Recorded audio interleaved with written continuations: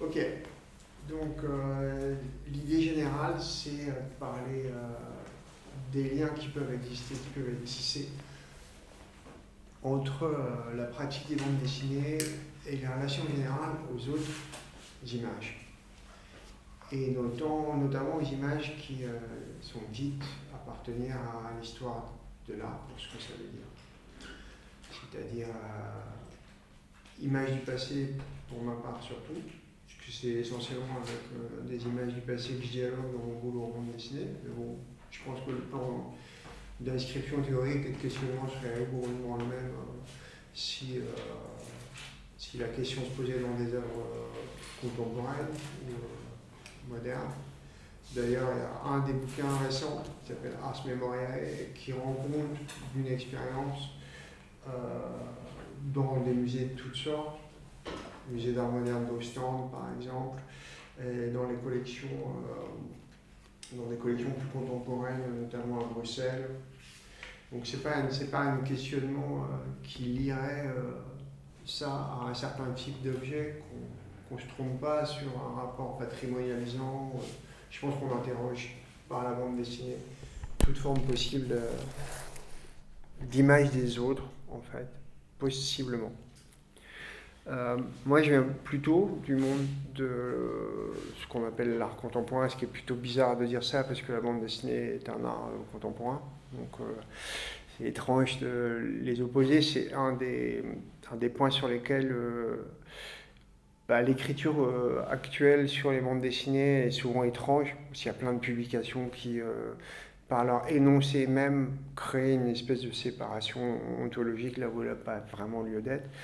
Des bouquins du genre l'art et la bande dessinée, qu'est-ce que ça veut dire? Ça ne veut pas dire grand-chose. Plutôt, ce que ça veut dire, c'est que la pratique en bande dessinée est plus considérée de son point de vue éditorial que dans sa capacité à produire un champ disciplinaire propre à la hauteur finalement des autres productions matérielles. Et c'est une étrangeté, parce que c'est pas non plus une discipline si jeune que ça désormais. Elle est au moins aussi ancienne que le cinéma, qui s'est très vite pourvue d'un appareil critique et théorique assez copieux, assez dense, assez riche, qui très rapidement a su se placer dans l'imaginaire collectif comme une discipline qu'on pouvait interroger artistiquement. Donc ouais, le cinéma c'est assez vite pourvu de ces moyens-là. En tout cas, le cinéma, le monde savant, on va dire ça comme ça, a su assez vite écrire à la hauteur du cinéma un corpus de textes, d'appareils de mesure, en gros, intellectuels, susceptibles de rendre compte des capacités de cette discipline à produire des œuvres avec ce qu'on entend dire de la catégorie art. Bonsoir. Non, mais il n'y a pas de problème. Tu es bienvenu. Et si d'autres rentrent, j'attends qu'ils rentrent. Ouais, bienvenue. Bonsoir. Donc je le dis tout de suite, c'est pas physique quantique, si c'est ça que... Oui, c'est très bien. Ça te va? C'est pas physique quantique. Je voudrais pas vous décevoir. Connaissance en physique quantique. Ok. Ici, c'est newtonien. Ça marche. J'en déduis que vous êtes tous et toutes largement formés dans ce domaine, donc la physique quantique, donc c'est plus vraiment la peine de vous affranchir de quoi que ce soit. Exactement. Ouais, ça c'est cool. Donc la question, du coup, d'un point de vue au moins symbolique et pratique pour les bandes dessinées, s'articule d'une façon générale au fantasme de la catégorie art et de ce qu'on y fait, ce qu'on y produit, pourquoi on la maintient. Son maintien est une nécessité, en vérité, pour pouvoir construire un endroit du monde dans lequel cette espèce d'espace un peu singulier, enfin même pas un peu singulier, complètement singulier, soustrait finalement aux usages d'analyse des constructions sociales et historiques qui sont soumises à l'organisation du monde sans possibilité d'en prendre la moindre distance. Et parmi les petits trucs que Adorno a plutôt bien mis en lumière par rapport à ça, c'est combien, aussi problématique que soit pour nous tous et toutes le maintien de la catégorie art, nous met dans plein de situations compliquées, son maintien est une nécessité pour tenir une position vraiment très très particulière dans les relations générales d'adversité qui construisent les rapports sociaux, que ce soit les rapports de classe, que ce soit les rapports de genre, que ce soit d'une manière générale tous les antagonismes sur lesquels repose la construction d'une vie collective, quoi. Donc il faut la maintenir en soi, et le prix de ce maintien est un peu particulier, et je trouve tout à fait renversant en fait. Alors, la façon dont j'ai l'habitude de le formuler est un peu brutale, mais je pense qu'elle va être vite saisissable par tout le monde, parce qu'elle elle dit quelque chose de cette obstination à maintenir cette catégorie. J'ai tendance à dire que l'art est conservateur de sa catégorie et révolutionnaire de sa définition. Et c'est au prix de cette construction, pas transparente, mais en tout cas extrêmement fonctionnelle, qui n'est pas dialectique parce qu'elle est sans solution et n'appelle aucune espèce de solution. C'est à ce prix-là qu'on peut imaginer non seulement une ouverture infinie de la capacité à la catégorie art de produire une relation générale à l'organisation du monde, mais aussi d'exploser inlassablement à mesure que nous y faisons quelque chose. À chaque fois qu'on y produit quelque chose, qu'on y change des rapports corporels, des rapports collectifs, etc., on fait sauter, on fait fissurer, je dirais, la totalité de la catégorie. Elle est toujours là, mais on fait jouer ce qu'elle se prétendait être d'organisation générale des productions humaines. Bon, tout ça pour l'instant, c'est déjà casse-couille. Non, excusez-moi, parce que on a peur de s'être trompé. Ah, vous cherchez la physique quantique. Exactement. C'est pas du tout le sujet. C'est ça, pardon, excusez-nous. Je suis vraiment désolé. Quelle déception. Désolé. Quelle déception. Je comprends ce sentiment. Mais de quoi nous parle-t-il? C'est drôle et magique à la fois. Non. C'est tout à fait normal que dans une école où on parle d'art toute l'année, vous en ayez plein le cul et envie d'entendre parler d'un peu autre chose de temps en temps. Donc maintenant, fort de cette espèce de regard un peu général sur la question, qu'est-ce que ça veut dire pratiquer les bandes dessinées avec un regard sur l'art, puisque, a priori, elle fait étroitement partie du problème. Donc on se doute bien qu'à cet endroit-là, ma question n'est pas du tout de savoir si la discipline bande dessinée ressortie ou pas au champ de l'art. Je dirais c'est pas une bonne question. Enfin, c'est pas les pratiques et les techniques, vous êtes bien placés pour le savoir, qui disposent de la possibilité d'affirmer que telle ou telle production humaine va faire partie de ce champ. C'est les œuvres elles-mêmes qui font ça. Et c'est au coup par coup. Donc en gros, il y a autant, je dirais, de productions de bande dessinée qu'il en existe cinématographiques ou livresques. Aucune d'entre elles ne détient la possibilité, juste comme catégorie, de dire « Ah oui, ça c'est une catégorie artistique, c'est la littérature ». C'est absurde. Enfin, la littérature, c'est une catégorie sûrement très pratique pour enseigner à l'école des choses sur certains livres choisis, mais la vérité c'est qu'il entre et il sort toutes sortes de constructions écrites, au gré, non pas des fantaisies, mais je dirais des représentations qu'une société se fait d'elle-même au moment où elle a besoin d'une certaine quantité de signes plus ou moins satisfaisants pour se dire. Donc il faut en conclure que si les bandes dessinées ont été longtemps laissées un peu de côté dans cette construction générale, c'est peut-être parce que dans ce qu'une société pouvait attendre d'elle-même pour se dire c'était pas super honorable ou ça appartenait à un autre champ un peu diffus, pour ça, de ce qu'on appelle un peu rapidement, parce que c'est encore un mot qui est très compliqué à définir, les cultures populaires. Si la question vous intéresse, j'ai un petit essai publié chez Adverse qui parle de ça, qui s'appelle Bande dessinée grand public, qui essaie de rendre sensible cette question très très difficile. Qu'est-ce qu'on entend par bande dessinée, par populaire en tout cas quand on parle des rapports des bandes dessinées, comme une espèce d'évidence à son statut de pratique culturelle populaire. C'est assez compliqué de savoir à quel moment de la vie des œuvres et des formes et pour quelles raisons on les fait rentrer dans ce champ. Tout ça ne m'amène pas encore à vous dire ce que j'entends par vivre et penser en bande dessinée autour de l'art. C'est-à-dire, à partir de là, vu ce que je vous dis, comment l'art devient mon objet. Alors on peut toujours se rattraper en disant l'art est toujours l'objet de l'art. Ça n'a jamais cessé d'être le cas. Il peut l'être soit comme déclaration générale d'une relation à la vie, donc je ne vais pas vous faire l'offense de vous citer Filio sur cette question, mais en vérité, depuis toujours, cette question elle a été assez centrale des relations à la production. Et du coup, ce qui est assez déterminant, c'est de voir à l'intérieur de ce champ comment on vit l'expérience de la question A devant les objets, que cette immense catégorie égrène. On a tout à fait le droit d'être énormément critique, on a peut-être même le devoir de l'être, dans la prétention de cette catégorie à absorber bien plus qu'elle le devrait de production humaine. C'est souvent anthropologiquement un petit peu douteux, mais bon, c'est au nom, on pourrait dire, de ces coups de force parfois douteux, que aussi ça agrandit la définition de l'art. Même des fois, ça peut nous faire souffrir de voir des expansions de la catégorie art dans le prix à payer. C'est des gestes coloniaux, par exemple. Notre histoire de l'art du XXe siècle est nourrie de ça, et du XIXe, par ailleurs. À vrai dire, ça commence vraiment au XVIIIe, avec les chinoiseries du XVIIIe, donc c'est pas une mince affaire. Mais à chaque fois, d'une manière ou d'une autre, ça fait vaciller certaines certitudes. Là, je touche à un autre aspect de la catégorie art, et après, je vous jure, on en finit avec ça, on parle vraiment de bande dessinée, même si, en fait, j'en parle tout le temps.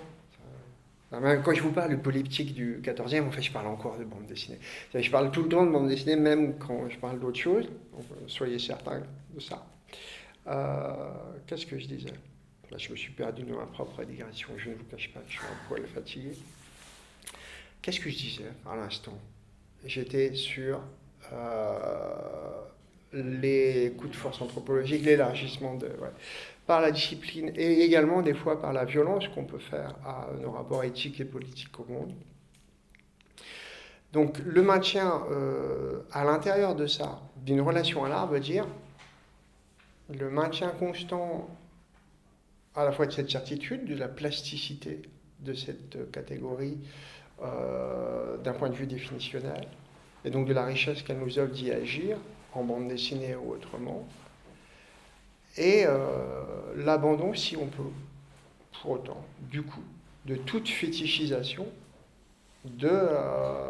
à la fois des œuvres qu'elle produit, des personnes qui produisent ces œuvres, et des valeurs qu'elle prétend distribuer.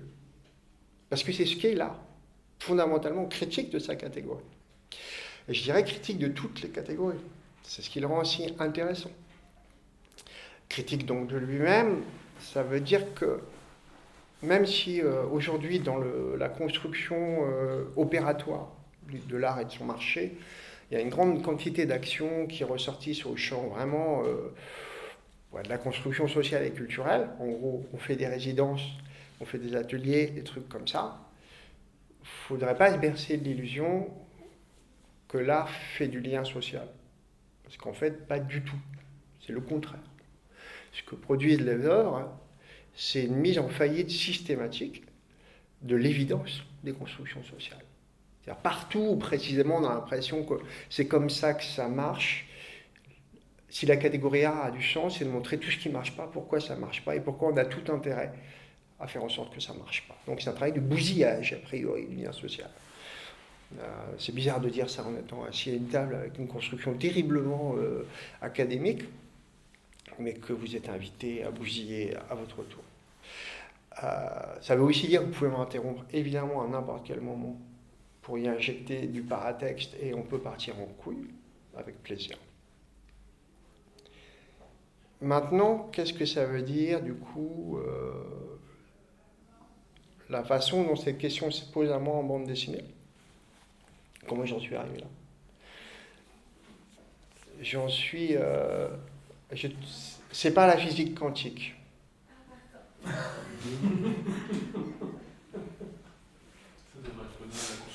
Je suis émerveillé de l'intérêt pour la physique quantique de tous ces élèves de la Villa. Vous la reconnaissez tout de suite, en fait. Non, je prends plus le risque maintenant.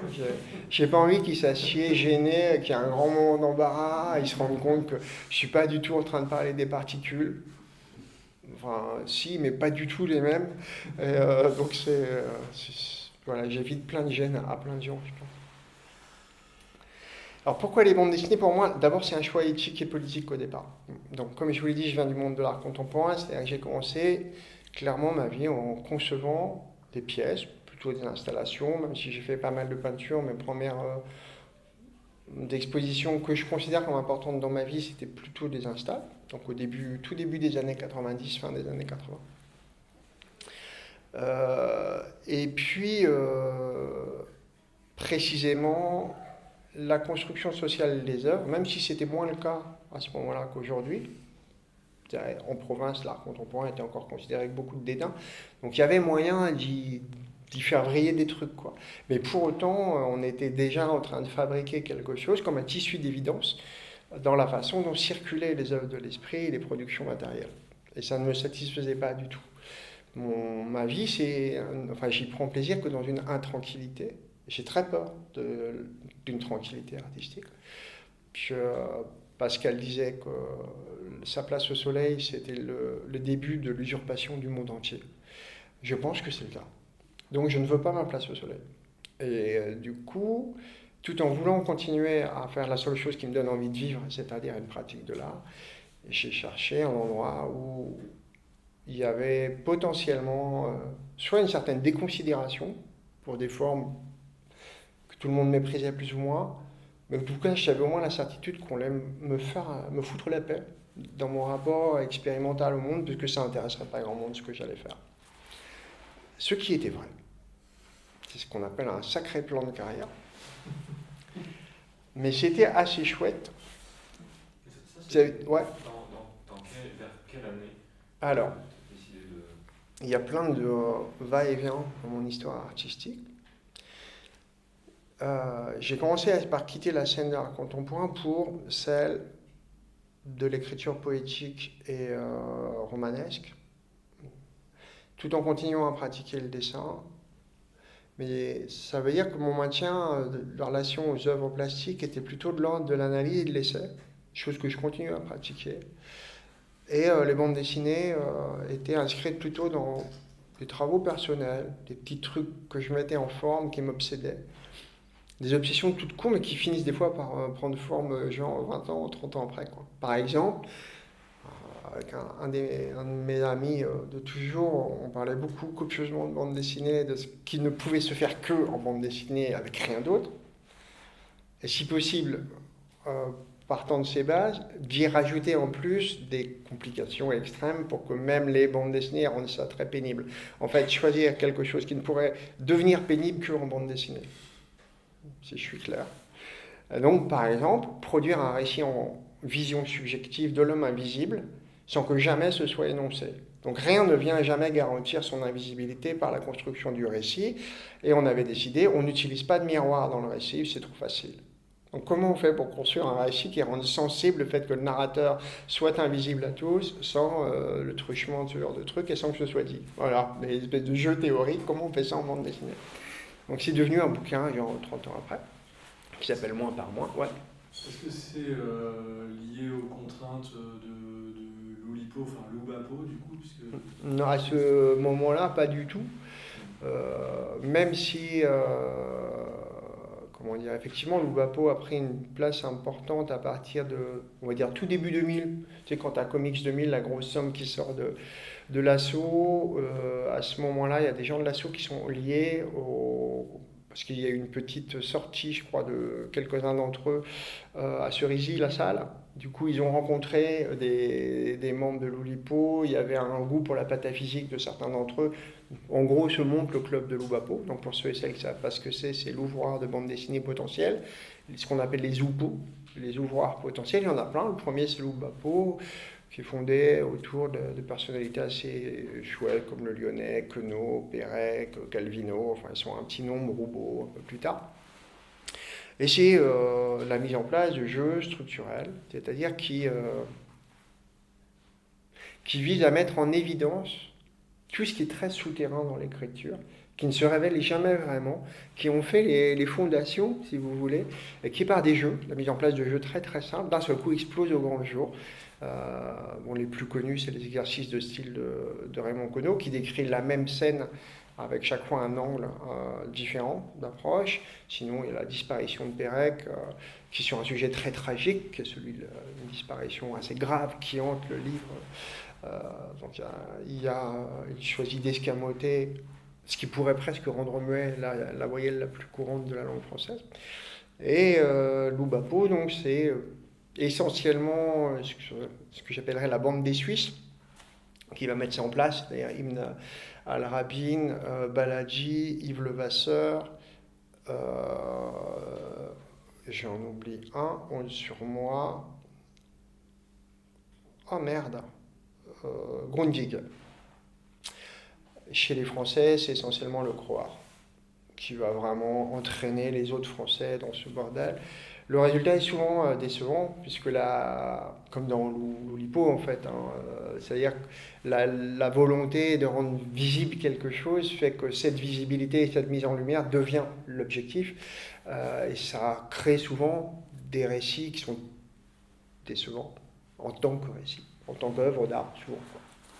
Il y a beaucoup de déceptions, et je vois que j'ai oublié de prendre une carafe d'eau. Putain, j'oublie toujours ce truc. Ça t'embête pas?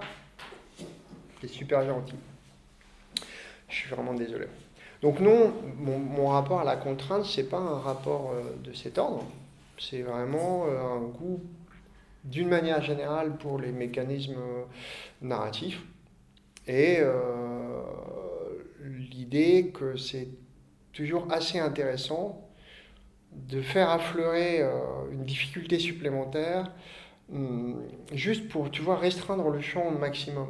Enfin, et juste se mettre dans une situation où tu n'es pas juste livré à la divagation, même si j'aime bien divaguer, ça compte beaucoup artistiquement de divaguer. J'essaye de divaguer le moins possible à l'intérieur de mon travail. Parce que je divague déjà bien suffisamment comme ça dans la vie pour arriver à faire quelque chose. Donc si j'y rajoute une divagation implicite, ça devient n'importe quoi. Alors il y a des récits divagants, mais dans ce cas-là, c'est des contraintes d'une autre nature. Par exemple, des récits sous champignons hallucinogènes. Donc ça veut dire que le contrôle à l'intérieur, si tu chopes pas ta gomme, tu abandonnes l'idée de gommer parce que tu vas mettre une demi-heure à la retrouver ta gomme, donc ça sert absolument à rien.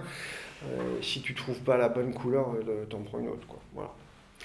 Par contre, le but du jeu, c'est de conserver une maîtrise totale de ce que tu fais et d'aboutir au bout de 7 ou 8 heures de travail, puisque c'est à peu près la durée d'une prise de truffe. Donc si je ne prends pas des psylos, je prends des truffes, parce qu'on peut un peu mieux canaliser son travail. Le but du jeu, c'est d'arriver à un récit qui ne soit pas de la merde de drogué, si possible. Qui ressemble un peu à quelque chose, donc on se bat tout le temps contre le champignon, qui est quand même très robuste, le coco. Donc c'est une autre forme de contrainte. Enfin, tout ce qui me met dans une situation inconfortable m'aide finalement. En fait, c'est quoi la menace qui pèse le plus sur un artiste? Il y a quelqu'un qui le disait très bien, c'est Deleuze, quand il a donné quelques cours sur la peinture et sur l'art. C'était pas forcément son domaine, et il le savait, je pense. Et du coup, c'est les cours où il est à la fois le plus audacieux et le plus fragile. Ces cours sur Cézanne sont assez géniaux. C'est qu'on l'entend toujours prendre des risques. Il essaie de dire un truc. Bon, on va s'arrêter là, je sais pas où on va avec ce que je suis en train de dire, on attend la session prochaine. C'est génial parce qu'on voit une pensée se mettre en marche, c'est beau. Une pensée qui se construit devant vous, c'est émouvant, quoi. Et puis on voit le danger qu'il y a à penser des trucs, à faire des hypothèses. Pour moi, une hypothèse, c'est ça, c'est un branchement inattendu.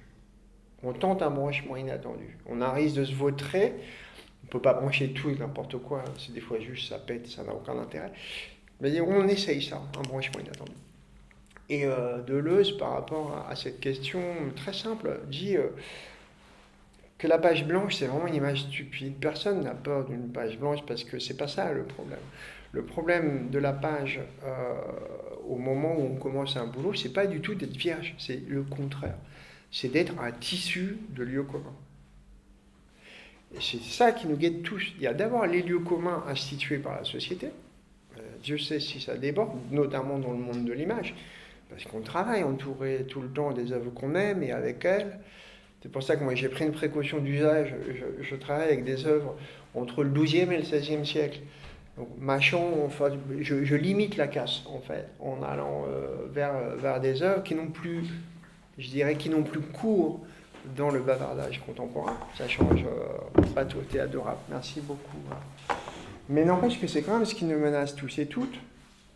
c'est certes les lieux communs, les usages sociaux, mais c'est aussi surtout nous-mêmes, quoi.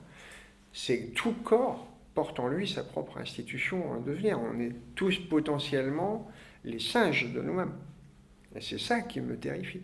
C'est pas loin de la place au soleil, en fait. C'est un peu pareil, c'est dans mon corps trouver du confort dangereux pour la création. Comme c'est quand même la seule chose qui m'importe, enfin, en tout cas c'est la seule chose qui me rend la vie habitable. Alors, soyons très clairs, je fais de la catégorie A une catégorie vraiment à part, j'en fais en aucun cas une catégorie supérieure, qu'on soit bien clair. Vraiment. Mais moi c'est la mienne. Voilà, c'est comme ça que je vis, je pense, et c'est tout. Il y a mille autres façons d'aborder l'existence avec intensité, richesse et générosité, en faisant des charpentes, par exemple. Il y a pas mal de pentes qui travaillent dans la charpente. C'est une marotte gauchiste assez courante de fabriquer des charpentes, donc il y a plein de charpentiers dans mes relations. Et leur façon d'habiter la vie est très très intense et très riche, très créatrice, etc. Non, je ne suis pas charpentier, je suis artiste, donc voilà. Bon. C'est comme ça que je fais les trucs, quoi. Donc, c'est quoi qu'est-ce que veut dire, du coup, c'est intitulé par rapport à cette question, j'ai appelé ça, c'est un petit côté clickbait, c'est vraiment très attirant d'un seul coup, vivre et penser en bande dessinée, qu'est-ce que c'est que ces conneries? C'est que, déjà, on va essayer de déterminer qu'est-ce que c'est qu'une bande dessinée. Question au moins aussi insoluble que... Ouais. Je crois que tu avais envie d'arrêter de parler de l'art et de la bande dessinée. Ouais. Mais juste moi j'avais une question parce que je ne l'ai pas fini, donc je ne vais pas me permettre de dire plus que ce que j'ai déjà lu, mais j'avais lu de toi exposer la bande dessinée. Ouais. Et dedans je trouvais que, enfin, du coup tu parlais de la bande dessinée comme ayant comme, aspirer comme état final être le livre et pas d'être exposé, et que l'exposition c'est un lieu mondain, qu'il faut pas, que la bande dessinée n'a pas vocation à attendre. Et moi je n'étais pas du tout d'accord. Et du coup est-ce que c'est possible d'avoir un rafraîchissement de ça aussi? Ouais, on peut parler de ça, bien sûr. Comme tu parlais de différentes catégories, du coup est-ce que la bande dessinée doit appartenir à cette catégorie? Parce que juste pour l'anecdote, moi je fais les expositions d'Angoulême, je vois les expositions d'Angoulême, je trouve que c'est un truc très passionné. C'est pour ça que je n'étais pas d'accord avec ce que tu disais, je me disais mais on est juste des passionnés, c'est pas du tout mondain. Et avant-hier, je vais à l'exposition de Yuichi Yokoyama à Marseille, je voulais y aller, je m'attendais à la population un peu d'Angoulême, et là c'était hyper riche, fou. Du coup là je voyais ce que tu voulais dire, mais comme il y avait quand même ce truc d'Angoulême, avec beaucoup de gens qui aiment les cinéma. Alors,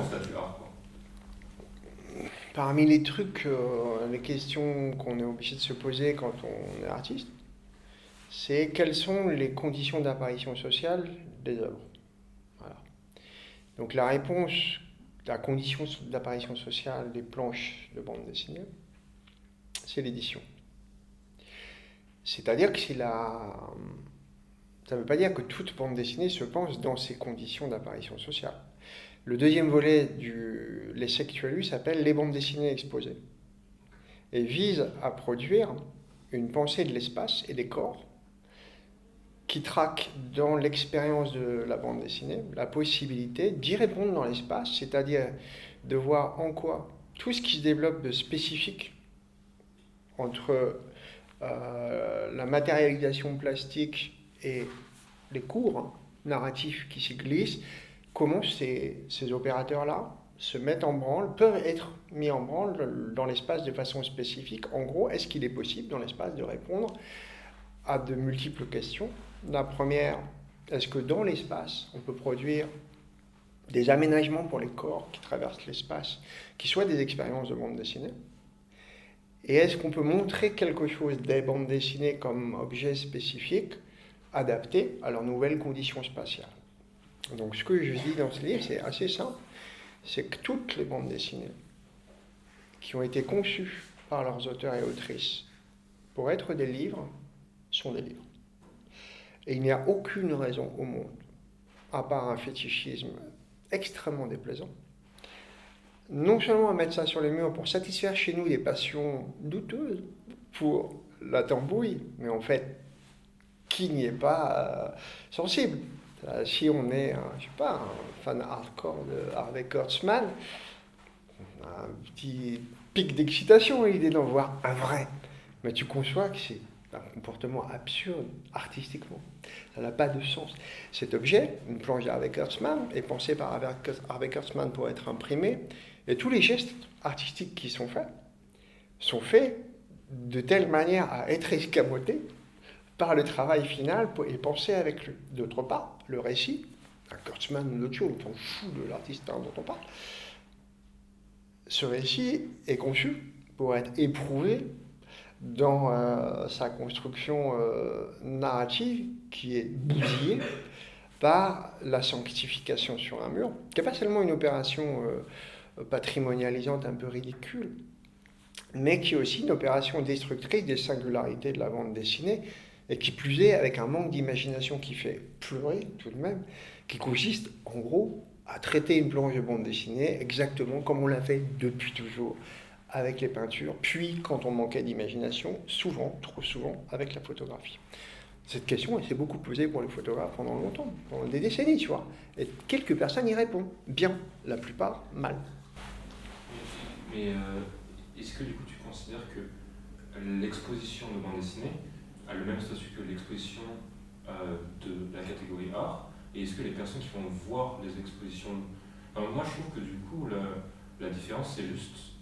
Il y a des expositions qui parlent à des lecteurs et lectrices et pas forcément à des amateurs d'art qui n'est pas la bande dessinée.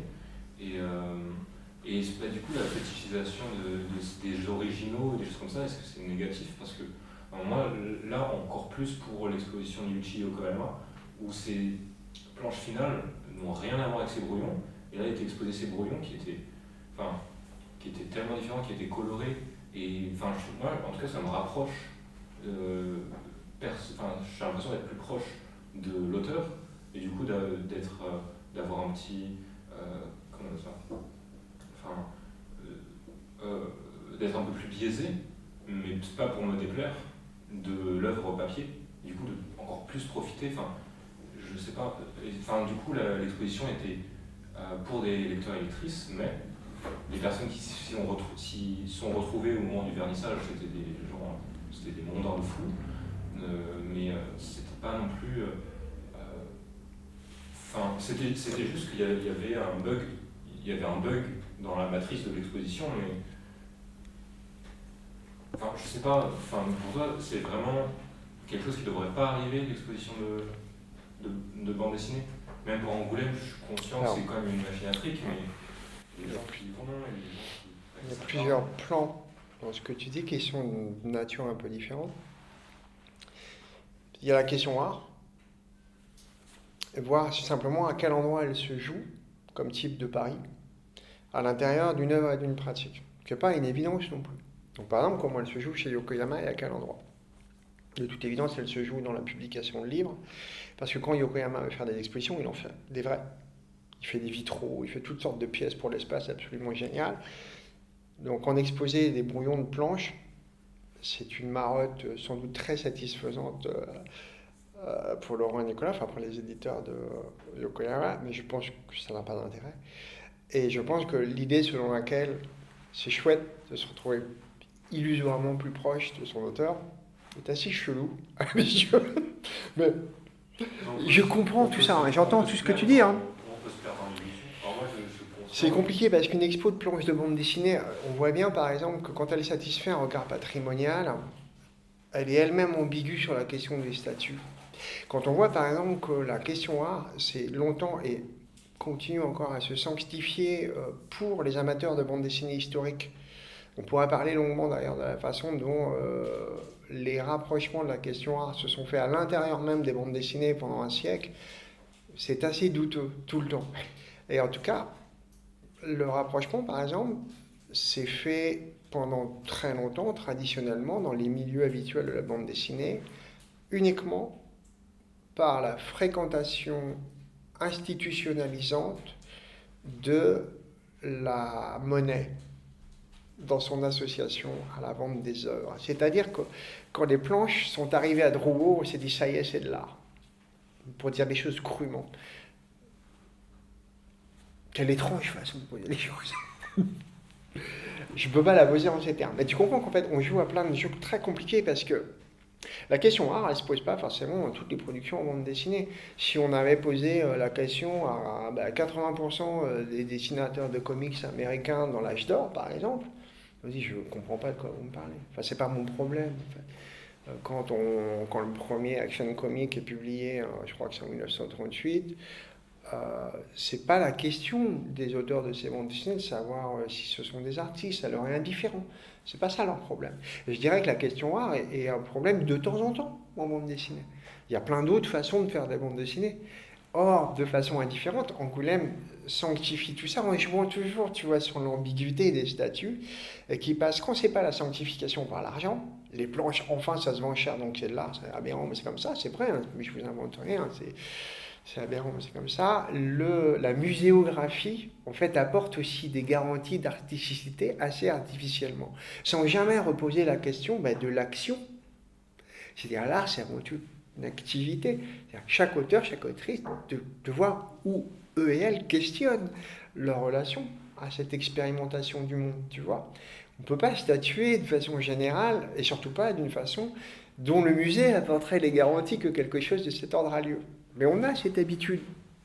On a cette habitude parce que justement parce que la catégorie A, elle est beaucoup dialogante avec sa captation des productions humaines et la façon dont précisément elle produit, le musée produit pour ces productions-là un changement de régime, un changement de statut, c'est-à-dire un isolement du cadre même de leur production et de leurs conditions d'apparition sociale. Il y a un type qui s'appelle Mario Perniola, qui est assez intéressant, un vieux marxiste des années 60-80, en gros, qui a pas mal écrit sur Adorno, et qui disait, assez justement, à propos des images et du reste des productions humaines, et notamment de l'anthropologie, il disait peut-être qu'il y a un moment, il faut accepter l'idée qu'un dessin magique est plus proche d'une danse magique que d'un dessin de Rubens. Il faut penser à ça quand on regarde les choses, tu vois. Et de la même manière, questionner les relations dans lesquelles se trouvent ceux qui produisent les œuvres, c'est fondamental. Il faut savoir quel est le sens qu'ils apportent à leur relation au monde, à leur construction. Qu'est-ce que ça veut dire, la façon dont après tout ça est embarqué dans d'autres fantasmes, et notamment des fantasmes de légitimation historique. Si on observe par exemple la façon dont le degré d'artisticité des bandes dessinées a pu passer, par exemple, dans les années 80. Parce que c'est un bon exemple. Dans les années 80, tu as une école italienne qui n'est pas inintéressante, qui s'appelle Valvolina, mais dont le credo est plutôt étrange. C'est que les garanties qu'on atteignait au statut artistique de la bande dessinée passaient par la mise en évidence et la mise en branle des rapports d'image qui avaient déjà fait l'épreuve de l'histoire de l'art pour se signifier. En gros, ils enquillaient des méthodes plastiques qui pour eux disaient quelque chose, genre Matocchi faisait des bandes dessinées au pastel gras, qui valent ce qu'elles valent, qui sont souvent pas mal. Mais là où on pouvait se dire, ouais, c'est de l'art, c'est parce qu'on avait changé de matériaux et que surtout, les images étaient très connotatives d'expérimentation historique, pour le coup assez lointaine, ça faisait un peu peinture du dimanche de la fin du 19e quand même. Et les références artistiques dataient un petit peu, comme c'est de la BD, on pardonnait. Donc ça pouvait aller, dans le meilleur des cas, Spartacus, vers des expériences, on va dire, décorativement cubistes, mais beaucoup d'impressionnisme, beaucoup de nabisme venaient habiter ça, ce qui est super bizarre. Les bandes dessinées n'ont pas du tout besoin de ce type de recours pour expérimenter leur champ et pour s'affirmer artistiquement. C'est pas ça le problème, en fait. Ça peut pas être un problème qui va se régler comme ça. Mais on voit bien que c'était symbolique. C'est que la question de la légitimité de la bande dessinée à s'imposer dans le champ a été si difficile à résoudre que beaucoup de l'histoire des bandes dessinées est ponctuée de cette façon de faire les choses. Pendant longtemps, les éditions d'Amok et de Fréon, qui sont devenues ensemble Frémok, dragouillaient des formes modernes un peu vieillottes, qui donnaient cette drôle d'impression, là encore, qu'on avait une bizarre compréhension du problème quand on avait au fond des récits qui n'inventaient pas grand-chose dans les formes du récit, ni dans la narration, ni dans l'organisation des planches, mais dans les images, c'est-à-dire le traitement de la représentation, portait sur elle des vieux traits de modernité du XXe siècle. C'est une étrange façon de régler, de penser le problème. Et tout ça repose beaucoup sur la grande difficulté, effectivement, à voir où sont les enjeux, en fait, où on les place, et comment on produit un cadre un peu fin de ce questionnement.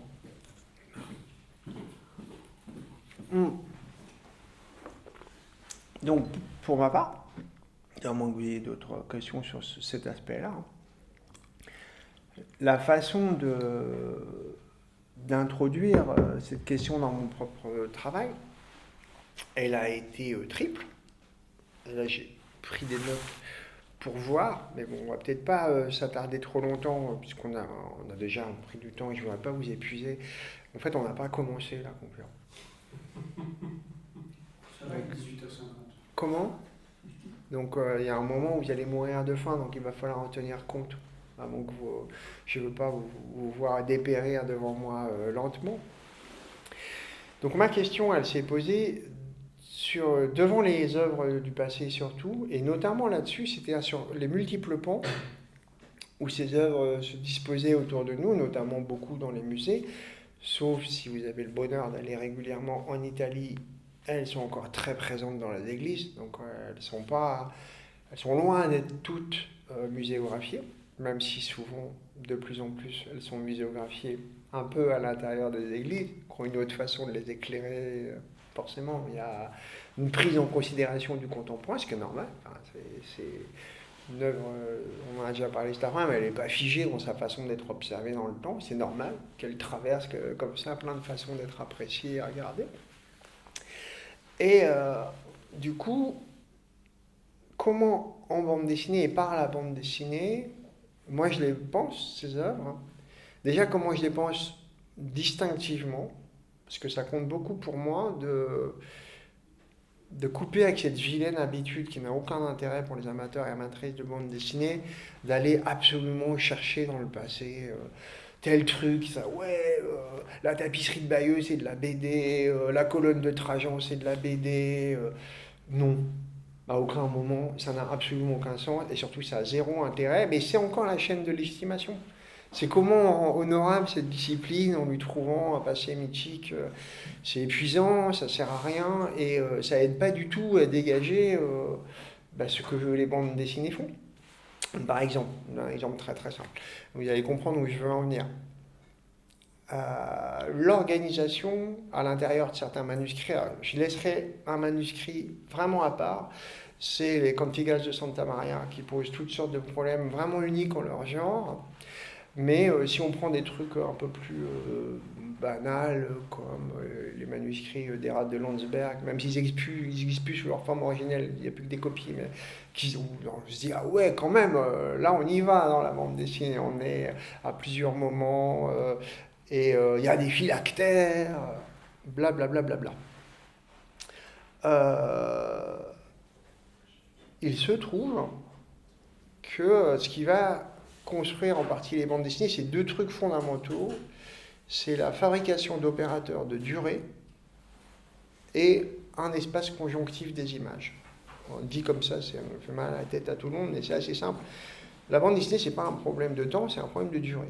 C'est-à-dire qu'on ne peut pas assigner à un opérateur de durée. Alors l'opérateur de durée le plus classique, c'est la case. Alors, opérateur de durée.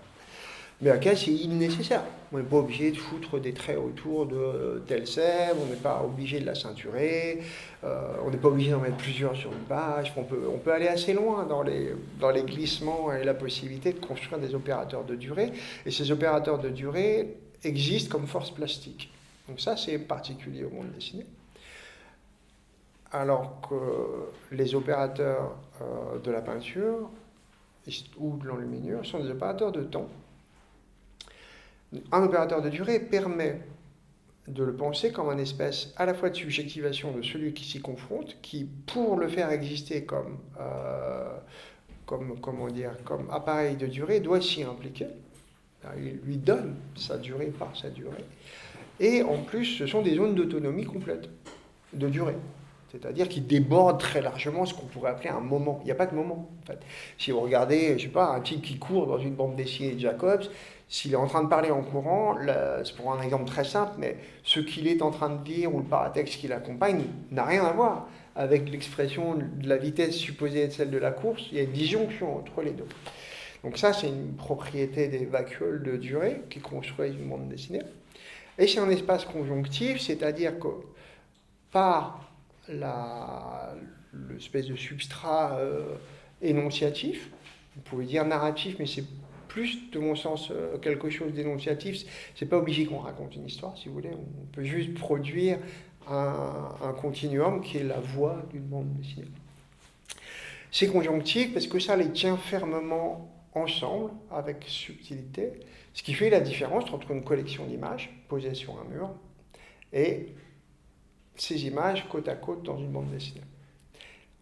Un des opérateurs les plus efficaces de cette conjonction, c'est de dire que c'est une bande dessinée. Tout simplement, on peut prendre au sérieux l'idée selon laquelle si vous prenez n'importe quel livre où des images sont côte à côte et vous le présentez éditorialement en disant « ceci est une bande dessinée », votre mode de lecture va produire seul ce qui va construire à l'intérieur de tout ça cette expérience de vie particulière qu'est une bande dessinée. Donc ça peut reposer sur peu de choses. Ça peut reposer juste sur ce simple énoncé éditorial. Et dans par exemple une série de miniatures où vous allez voir des expériences temporelles, où vous n'avez pas de conjonction, où vous avez une sortie permanente. C'est-à-dire que si vous avez plusieurs vignettes relatives à un texte, par exemple le Nouveau Testament, prendre un exemple tout à fait au hasard, chacune de ces vignettes renvoie à l'expérience du croyant à une extériorité fondamentale.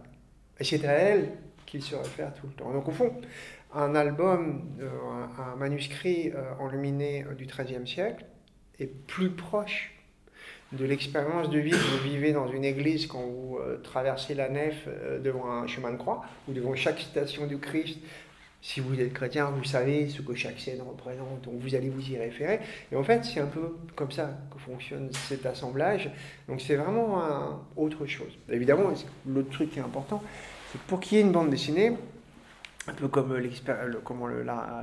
l'exemple du cadre éditorial, il faut juste que, au minimum, que celui ou celle qui le fait dise qu'il fait une bande dessinée.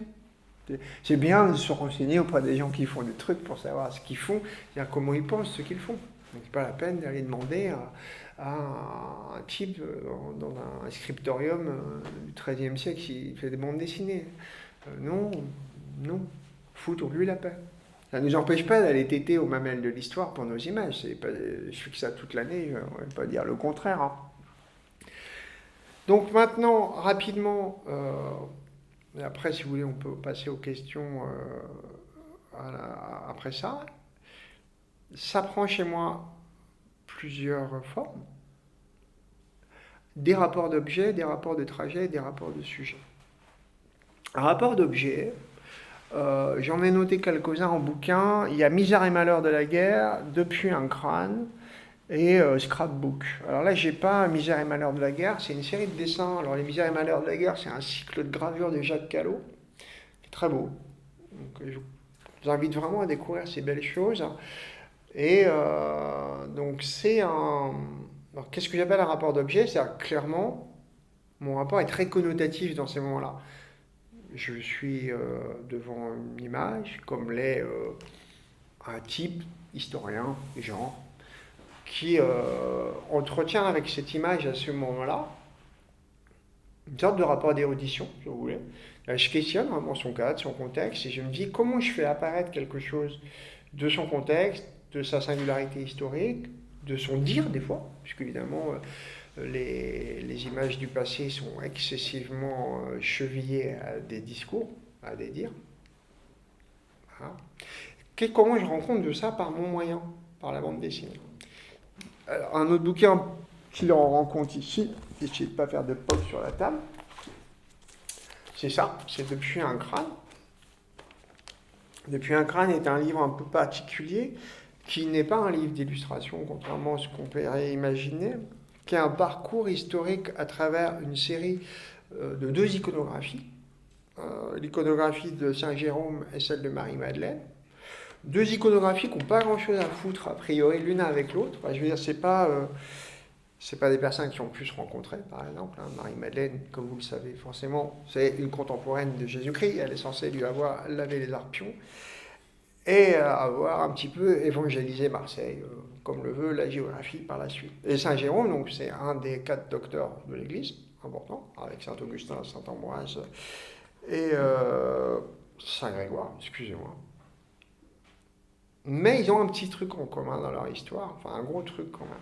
C'est un retranchement de leur existence dans une vie érémitique. En gros, ils sont allés se réfugier dans une grotte et ça donne des trucs spécifiques à leur iconographie, des attributs. On appelle attributs tous les éléments qui accompagnent les saints et les saintes pour les caractériser.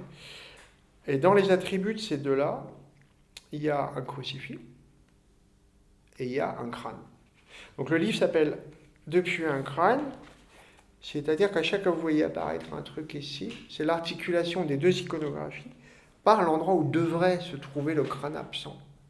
C'est la lettre volée à chaque fois de cette articulation. Donc pas à pas, donc chacun de ces tableaux, il y a plein de gens entre l'Italie, la Flandre et l'Allemagne. À chaque fois, ils sont articulés 2 à 2, c'est comme s'ils se questionnaient l'un l'autre par le mode du dessin. Donc le dessin, chez moi, est vraiment un outil de spéculation, c'est par lui que je questionne les formes du monde, plus que par l'écriture au fond. Donc pour moi, vraiment, le dessin, c'est un mode de vie, quoi, et un mode de pensée, un mode d'arpentage du monde.